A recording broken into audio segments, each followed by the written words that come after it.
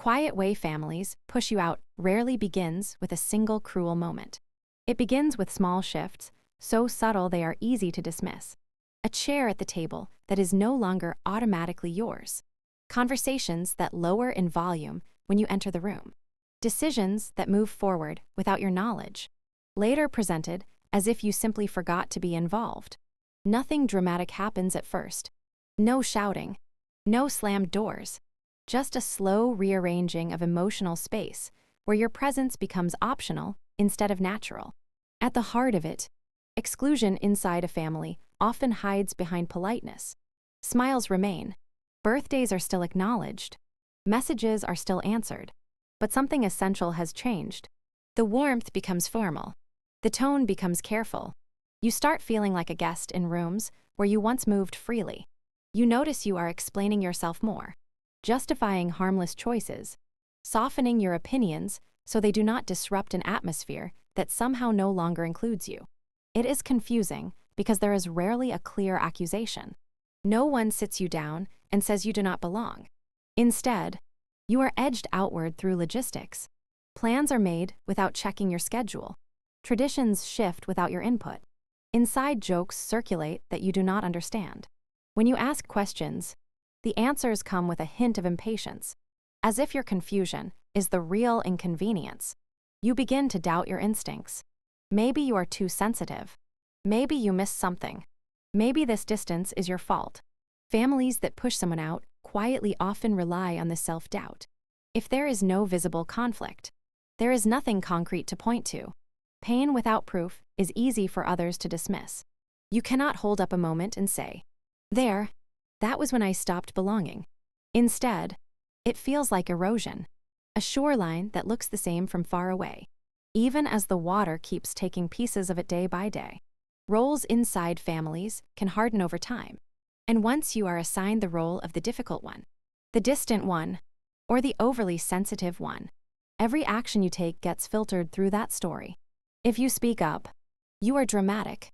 If you stay quiet, you are cold. If you set a boundary, you are selfish. The narrative adjusts itself to keep you slightly out of alignment. Never fully wrong, but never fully right either. It becomes easier for everyone else to maintain comfort if you carry the discomfort alone. Sometimes this quiet pushing out happens after a change, a death, a marriage, a new financial dynamic, a shift in power.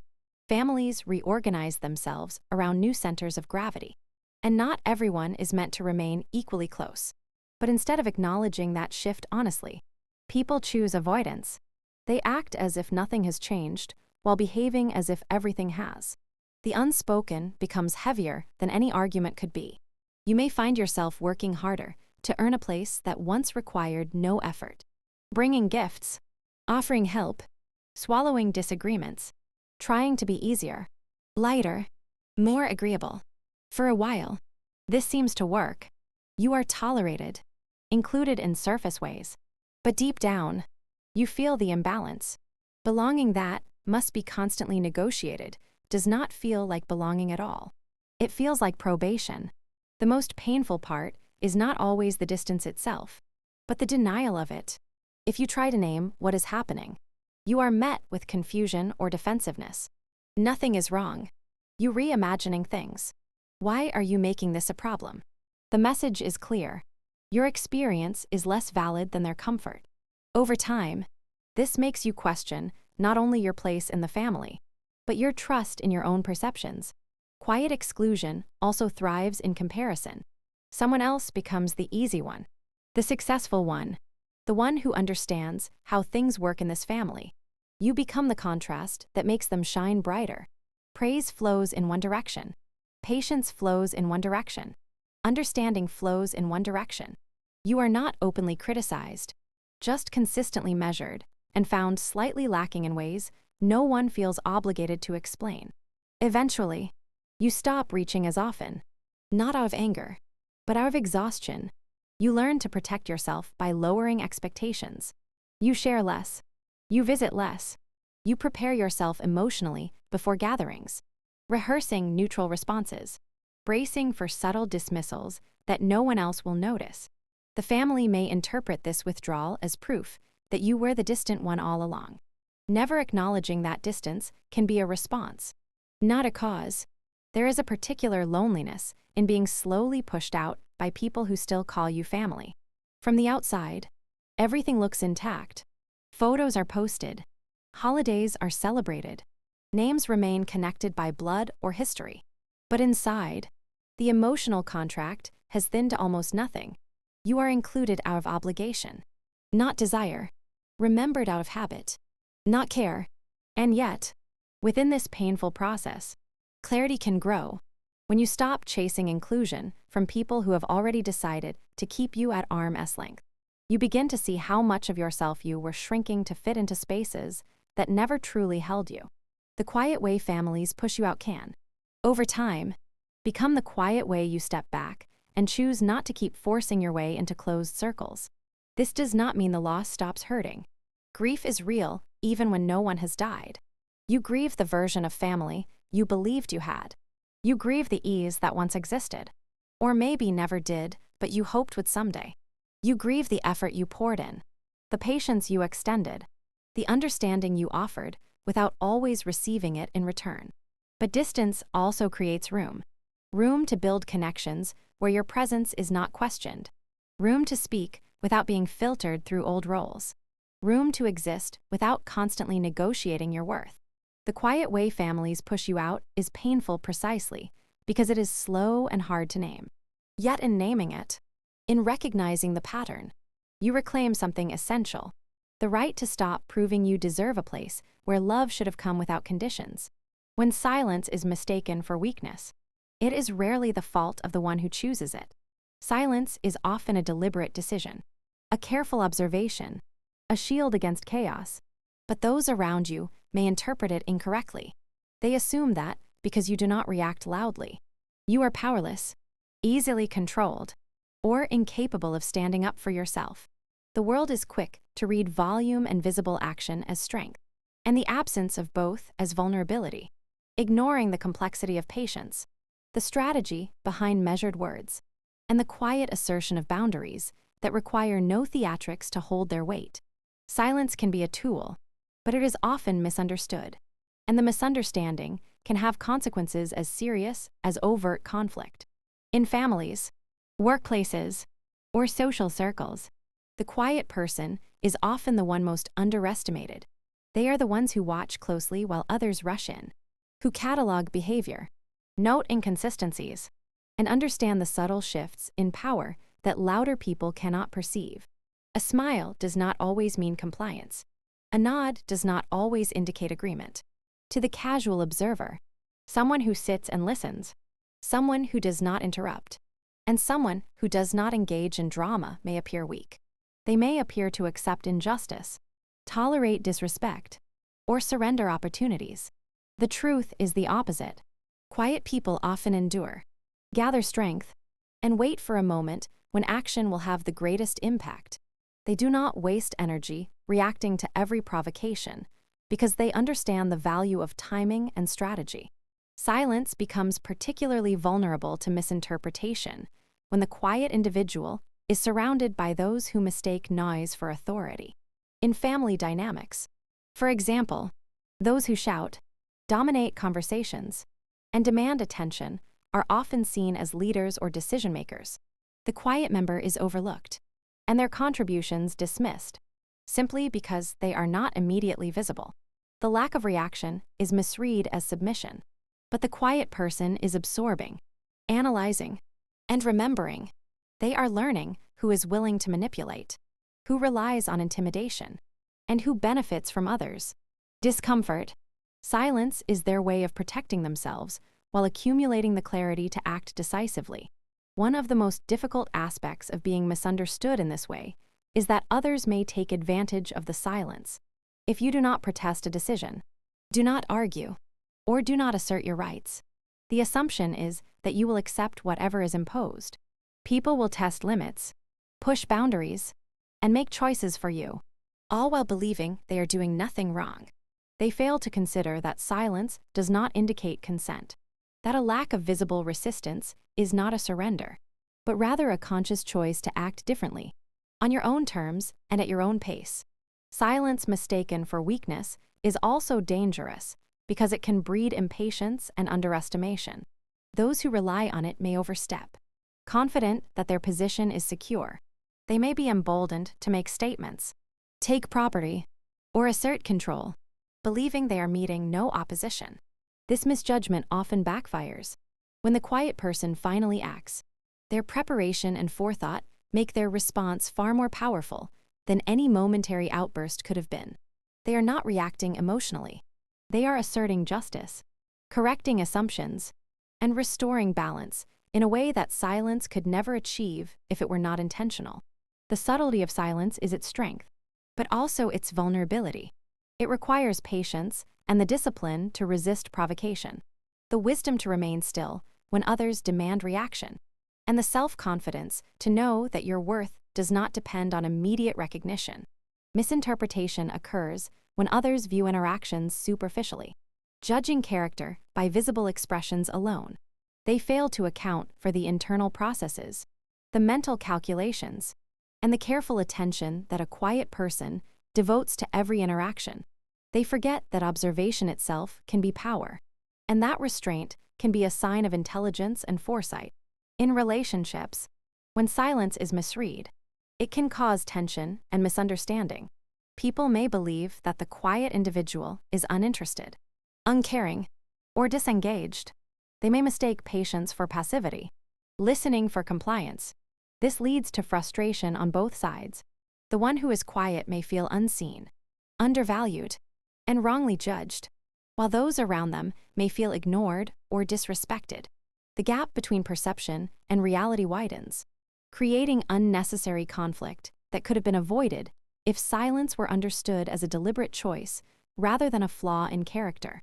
In professional environments, silence is often undervalued. Meetings reward those who speak first, challenge ideas vocally, and dominate discussion. Those who remain quiet may be overlooked for promotions or assumed to lack initiative. Yet often, these quiet individuals possess a depth of understanding, a capacity for strategic thinking, and a measured approach to problem solving that louder colleagues cannot match. When action is required, they execute with precision, their planning far surpassing the immediate visibility of those who relied on noise as proof of competence. Silence mistaken for weakness also carries a social dimension. In communities or social groups, quiet individuals are sometimes excluded from influence or decision-making. Others assume they will not assert themselves, or that their absence of vocal opposition implies agreement. They may be passed over for leadership roles or for opportunities to shape outcomes. What is overlooked is that these quiet individuals are often quietly guiding situations behind the scenes, observing loyalties, learning patterns, and waiting for moments when their input will be most effective. The consequences of this misinterpretation can be significant. It can lead to exploitation, loss of control, and misjudgment of one's capabilities. But it also carries a lesson for those who are quiet. The power of restraint is real, and being misunderstood does not diminish your influence. The world may misread patience as weakness, but when the quiet person chooses to speak or act, the impact is often far greater precisely because it is unexpected, intentional, and backed by understanding that others lacked. Ultimately, silence mistaken for weakness teaches a deeper truth about human behavior. People tend to equate visibility with power, immediate reaction with control, and noise with authority. Quiet individuals, however, know that strength is often invisible, measured in calm endurance, deliberate thought, and the ability to maintain integrity while surrounded by misunderstanding. They understand that choosing when to act, how to respond, and whom to trust is more important than appearing strong at all times. To live with silence misunderstood requires patience, resilience, and self-assuredness. It requires learning to define your own value, independent of external recognition. The quiet person must resist the urge to justify their restraint, knowing that the absence of confrontation does not reduce the weight of their presence. They must observe, plan, and protect themselves without needing the approval or understanding of those who misinterpret their silence. When silence is mistaken for weakness, it is both a challenge and an opportunity. It challenges the quiet person to maintain awareness and integrity while underestimation surrounds them.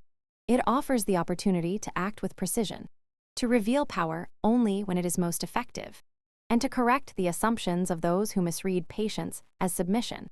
The quiet individual may appear passive, but their strength is in their clarity, their foresight, and their unwavering commitment to themselves, which ultimately proves far more enduring than any loud display of force.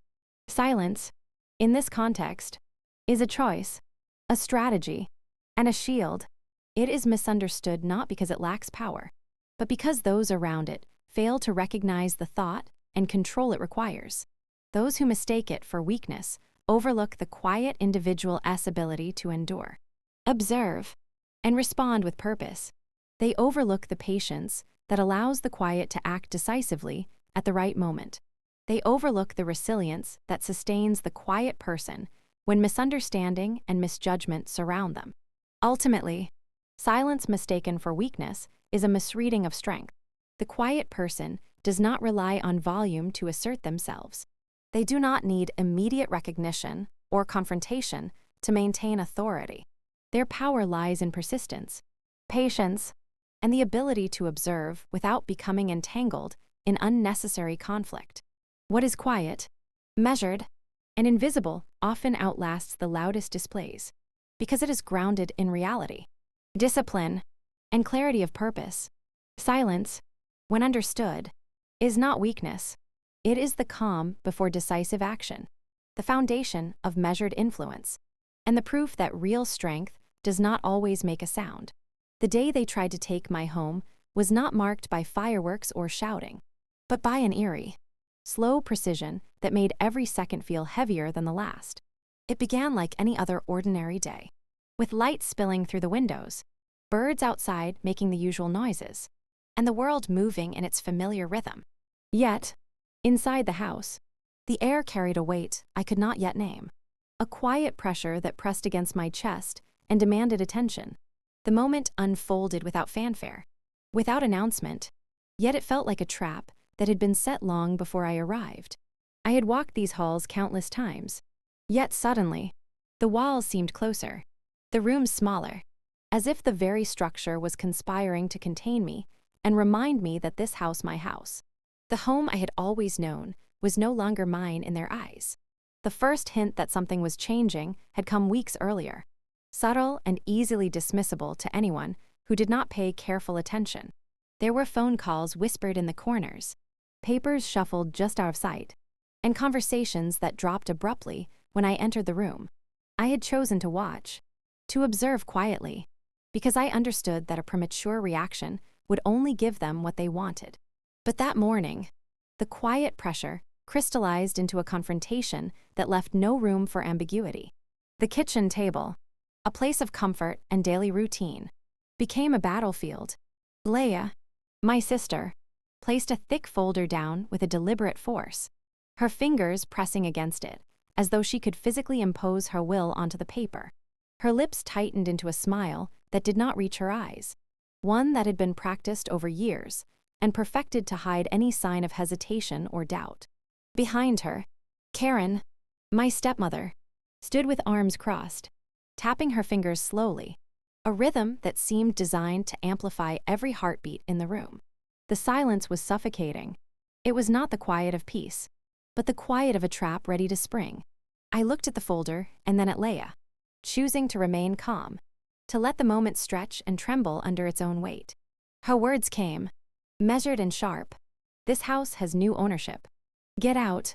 Even though she had spoken, the room felt colder for it, the walls pressing closer as if in agreement with her claim.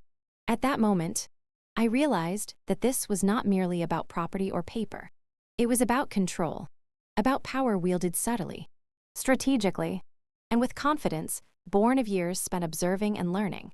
My response was quiet, deliberate. I told her calmly to take another look, knowing that panic, argument, or dramatic resistance would only feed the narrative they wanted to construct. The morning before this confrontation had been unremarkable. filled with routine tasks and quiet reflection. I had not expected anything, and that was part of what made the moment so unnerving. The house, which had always felt like a sanctuary, suddenly felt like a theater where roles had been reassigned without my consent. Karen moved through the room with deliberate gestures, organizing papers and pretending normalcy, while every motion seemed calculated to assert dominance. Leia mirrored her precision, her eyes trained on me, waiting for a reaction that would allow them to claim not just the house, but moral and emotional authority.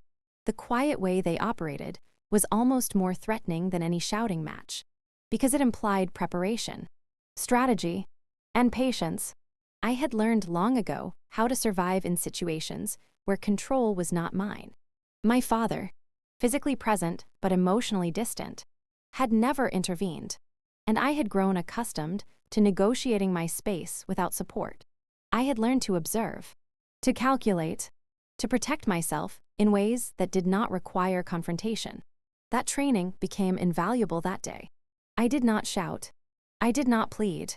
I remained calm, measured, and deliberate. When my lawyer arrived, the difference between appearance and reality became immediately clear. Harlan, carrying only a briefcase, stepped into the room with a quiet authority that changed the atmosphere. The room shifted, tension coiling into anticipation, because his presence signaled that the confrontation would no longer be a one-sided exercise in intimidation.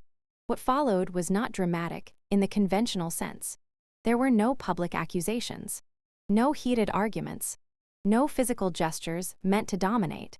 The documents were laid out, the evidence presented, and the truth revealed with the precision that only careful preparation can bring. The house had been legally and rightfully mine all along, protected by a trust established by my late mother. Karen and Leia's claims, which had relied on assumption and their interpretation of events, began to falter under the quiet but unyielding weight of facts. Their faces changed subtly as they processed the reality of the situation, color draining and shoulders stiffening. But the true shift occurred internally. The knowledge that their attempt to seize control had been preempted without spectacle, without public confrontation, struck at them in a way that yelling never could have. Throughout the day, I felt a strange mixture of clarity and detachment. There was no satisfaction in watching the change unfold, only a deep awareness of what had been attempted and how easily perception had been mistaken for control. The house, which had seemed to shrink in my presence that morning, now felt expansive once more, not because the walls had physically moved, but because truth had restored the foundation I had always known to be solid. I realized then that the quietness of the confrontation did not diminish its impact. It amplified it. Control regained without drama, authority asserted without anger, and power exercised with precision proved far more effective than any display of emotion could have been. That day, I also recognized the subtle cruelty of those who attempt to take what is not theirs. Their strategy relied on the assumption that silence equals submission, that patience equals weakness, and that calm observation is an opportunity for exploitation. But the very qualities they misread became my tools for survival and for reclaiming what was mine.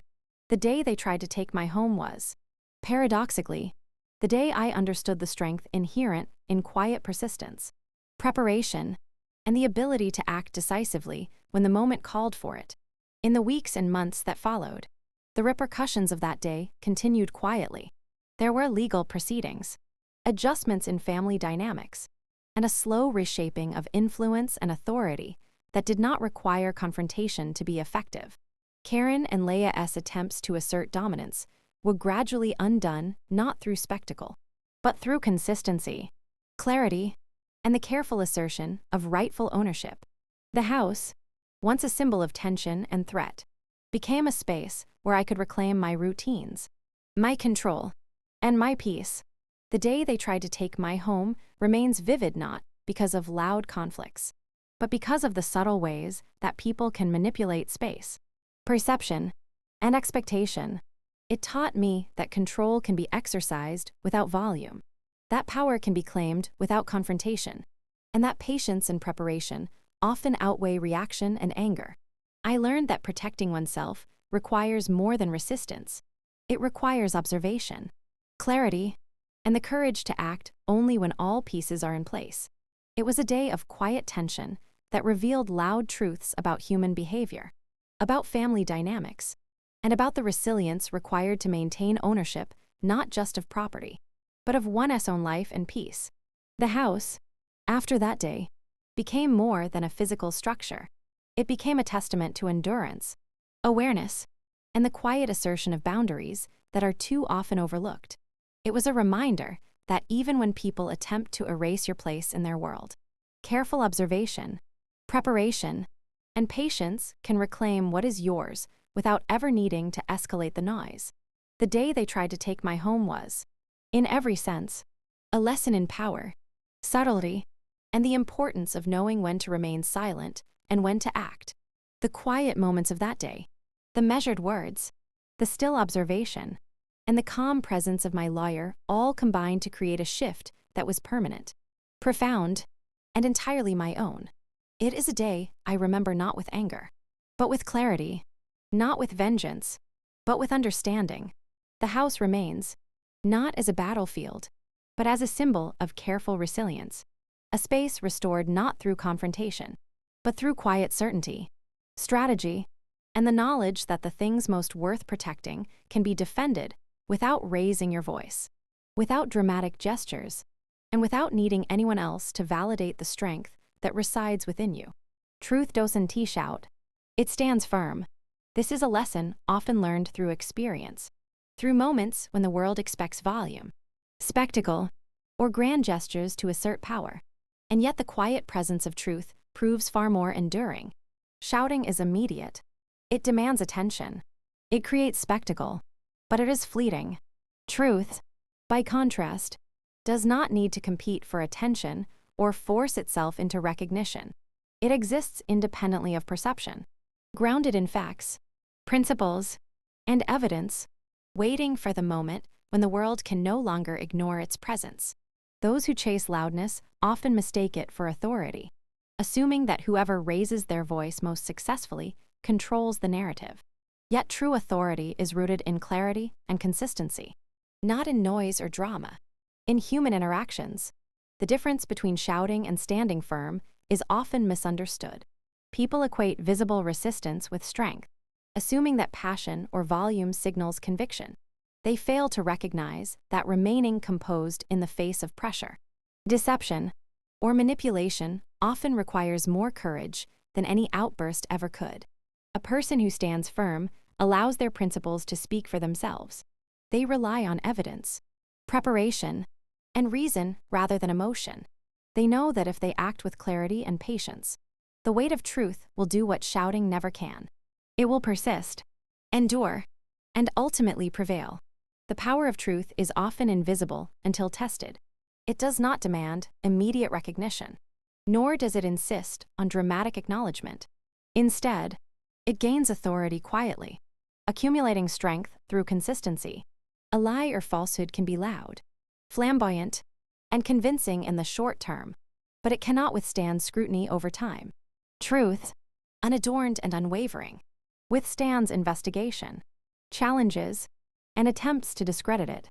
In family conflicts, workplace disputes, or legal struggles, the loudest voices often carry the appearance of control, but the one who holds the evidence, who understands the facts, and who moves deliberately becomes unshakable.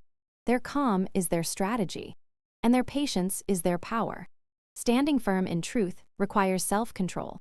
It requires resisting the temptation to react emotionally when provoked, knowing that an immediate outburst can cloud perception and weaken your position. Those who attempt to manipulate, intimidate, or obscure often rely on reactions to distract from the facts. They expect anger, shame, or panic to cover the gaps in their argument, to silence challenges, and to create an illusion of dominance. But when truth is allowed to stand quietly, it cannot be erased. It does not bend to fear. It does not crumble under pressure, and it does not require applause to maintain its authority. There is also a humility inherent in standing firm with truth. Unlike shouting, which seeks validation, Truth exists independently. It does not need acknowledgement to retain its integrity. It does not inflate itself with rhetoric, nor does it diminish when ignored. This is why those who rely on manipulation and theatrics often misjudge the quiet observer who knows the facts. They interpret stillness as weakness, patience as submission, and composure as indifference. They fail to see that standing firm with truth is itself a form of resistance, a refusal to be swayed by fear or intimidation. Truth standing firm is particularly potent in situations where stakes are high. In legal battles, inheritance disputes, workplace conflicts, or personal relationships, those who understand the facts and maintain composure have a lasting advantage. Evidence does not need a voice to assert itself. It speaks through documentation, history, and consistency. A calm presence supported by facts undermines exaggeration and deception more effectively than any loud protest. By standing firm, one allows others, contradictions to reveal themselves, not through confrontation, but through clarity and time. The psychological aspect of this principle is profound. When others shout, they often create a reaction in those around them. Volume can intimidate, manipulate, or coerce, but it rarely sustains influence. When the person who knows the truth remains quiet, the loudness eventually loses energy. Clarity emerges, and perception shifts. People begin to notice inconsistencies, gaps in reasoning, and the absence of solid evidence behind aggressive claims. The one who stood firm all along gains authority naturally, not through force, but through alignment with reality. The difference between perception and reality collapses under the weight of quiet truth. In family dynamics, truth standing firm becomes even more critical. Families often operate on narratives shaped by habit, loyalty, and perception rather than facts. A single voice raised in anger may be heard, but it does not correct misunderstandings or establish rightful authority. Quietly asserting truth, backed by documentation, memory, and clarity of intent, allows the situation to unfold without creating unnecessary drama. Over time, the strength of truth becomes evident to all, even to those who initially dismissed it. It forces recognition without needing to demand it. Truth standing firm is also a personal refuge. When confronted with manipulation, false accusations, or betrayal, remaining rooted in what is known, documented, and real provides a sense of control. It prevents one from being swept into cycles of reactionary conflict, where shouting might feel cathartic but achieves little. Instead, quiet confidence, grounded in reality, allows for strategic action and emotional stability. It becomes a source of inner strength, enabling measured responses rather than impulsive reactions, and ensuring that actions are effective rather than performative. Moreover, the endurance of truth contrasts sharply with the fleeting impact of spectacle. Loudness and dramatics may dominate the moment, but they do not endure beyond it. Lies, exaggerations, and manipulations collapse under scrutiny, leaving only the resilient foundation of what is true. Those who rely on spectacle often burn themselves out, revealing the fragility of their position, while truth, unshaken by attention or indifference, continues to stand firm. Its authority is silent yet absolute, patient yet unwavering. Standing firm in truth requires courage, because it often means facing temporary isolation, misunderstanding, or ridicule. Others may attempt to provoke a reaction, to destabilize confidence, or to manipulate perception. The quiet observer must resist these pressures, knowing that reaction is not required, and that integrity does not demand immediate validation. Each calm moment, each deliberate decision, reinforces the presence of truth, allowing it to manifest in ways that are far more effective than any shout ever could. In conclusion, truth does not shout.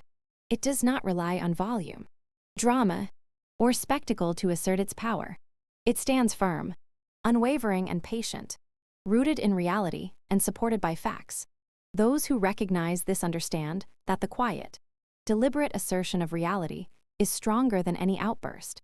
That patience and consistency carry far more weight than immediate reaction, and that integrity is its own authority. By standing firm, truth endures, outlasts deception, and commands respect not through fear, but through clarity, preparation, and the quiet confidence that comes from knowing the foundation of one's position is unshakable. It is the slow, steady force that prevails when noise fades and only reality remains. And it teaches that lasting strength is found not in what is shouted, but in what endures without interruption. Choosing peace after the war you didn't start is one of the most difficult decisions a person can make, because it requires a clarity and strength that is often tested by circumstances over which you have no control. The war is rarely announced with clarity or explanation. It begins quietly, often in ways that are subtle but persistent, in small acts of exclusion, in whispered judgments, in patterns of control and manipulation that chip away at your sense of security and belonging. Unlike conflicts you choose, this war is imposed upon you by the decisions, actions, and expectations of others. It is felt more than it is spoken, carried in the tension that seems to fill rooms where you once felt safe, and in the words left unsaid that speak louder than any confrontation ever could.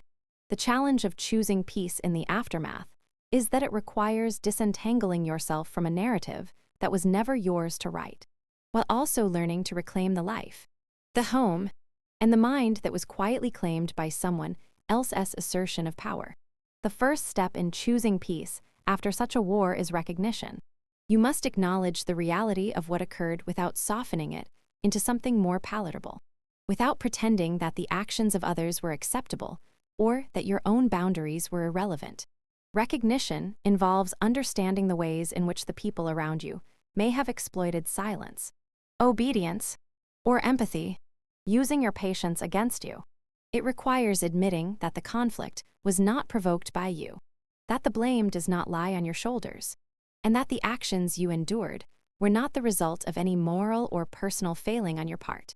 This clarity is both painful and liberating, because it forces you to confront the emotional residue left behind by years of quiet manipulation, exclusion, or betrayal.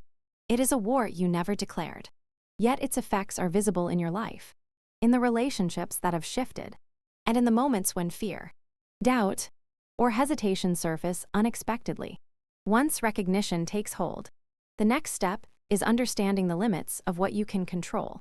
Wars you did not start are defined by the imbalance of power, by the fact that your adversaries dictate the rules, and that your responses are constantly measured against their expectations. Choosing peace means stepping outside the patterns of reaction and counter-reaction that would otherwise trap you in cycles of tension and exhaustion. It requires evaluating each interaction, each decision, and each emotion with the perspective of what is truly yours to hold and what must be released. This is not passive acceptance. It is an active decision to redirect energy toward areas where agency is possible, and to disengage from battles that serve only to perpetuate conflict.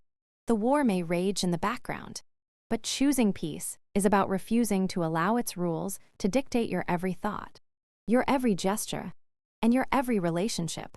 Choosing peace also demands a deep examination of priorities. The war you did not start often presents itself in multiple arenas: property disputes, family conflicts, workplace politics, or social manipulation. In each case, the instinct may be to fight, to prove yourself, to respond to every slight or claim. Yet peace is chosen by identifying what truly matters and what is worth investing emotional and mental energy in. It is the realization that not every confrontation requires a response, that not every slight is worth correction, and that endurance and self-preservation are sometimes stronger than winning a battle that was never yours to fight. This is particularly difficult because the structures of the war expectations, assumptions, and imposed hierarchies are designed to provoke you into reaction, to make you doubt your place, your worth, or your sanity. Choosing peace is the deliberate act of refusing to engage on terms that are not your own.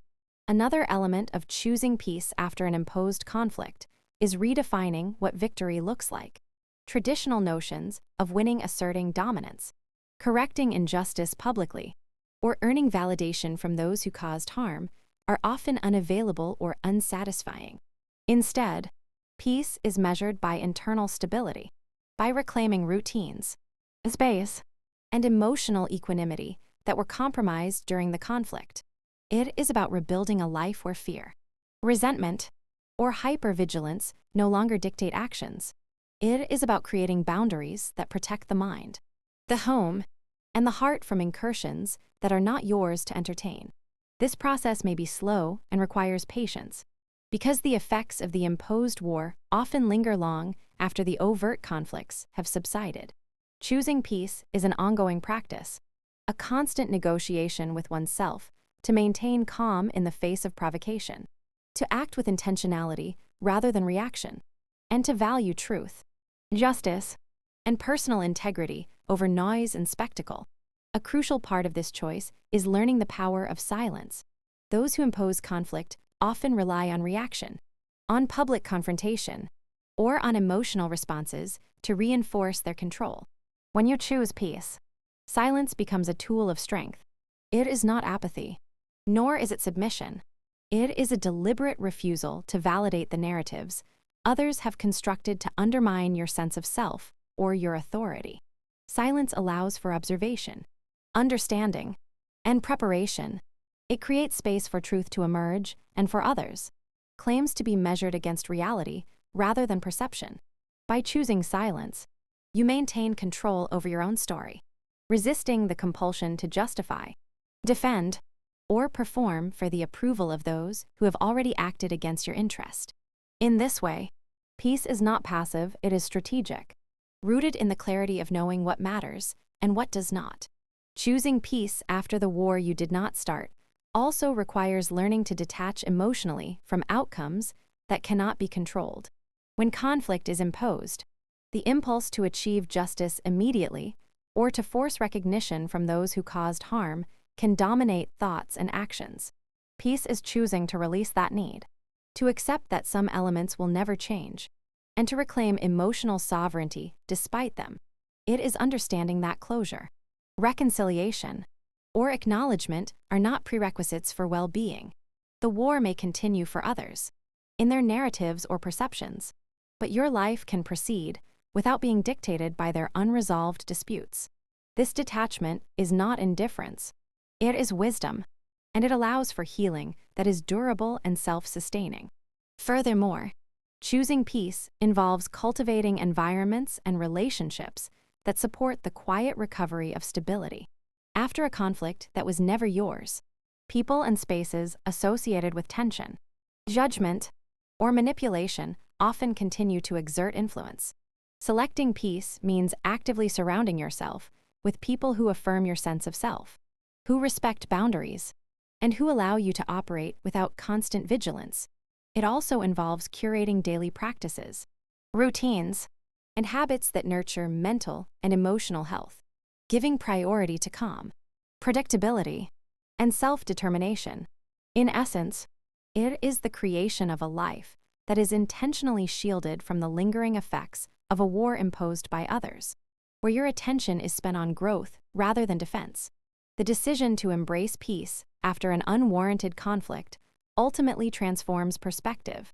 Life is no longer dictated by fear of provocation or the need to justify oneself against accusations, assumptions, or manipulations. It becomes possible to experience time and space without the weight of others' expectations pressing on every choice. The freedom gained through this choice is profound because it is both internal and practical. It manifests in the ability to act with clarity, to make decisions aligned with personal values, and to engage with the world on one's own terms rather than reacting to the narratives constructed by those who sought to impose control. Choosing peace after a war you didn't start is not a single act.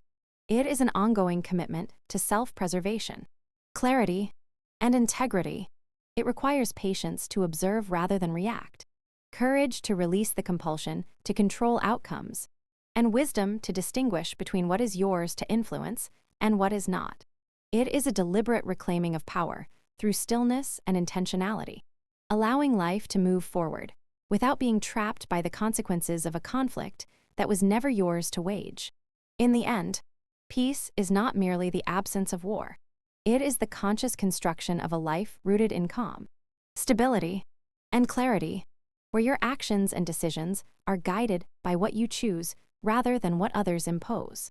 It is a quiet but profound victory, one that cannot be taken away because it arises from within, independent of the chaos that others sought to impose. Peace after an imposed war is the acknowledgement that you can survive without engaging in every battle. That integrity does not require demonstration, and that life can be rebuilt on foundations of clarity, boundaries, and self-respect. It allows for growth without the constant shadow of fear, for connection without the requirement of approval, and for daily life without the lingering tension of disputes that were never yours to begin with. Choosing peace after the war you did not start is, in essence, the ultimate act of resilience, a demonstration that even when others attempt to control your world, your inner life, your home, and your choices, you have the power to reclaim your space, restore your calm, and move forward with a life defined by your own terms rather than the battles imposed upon you.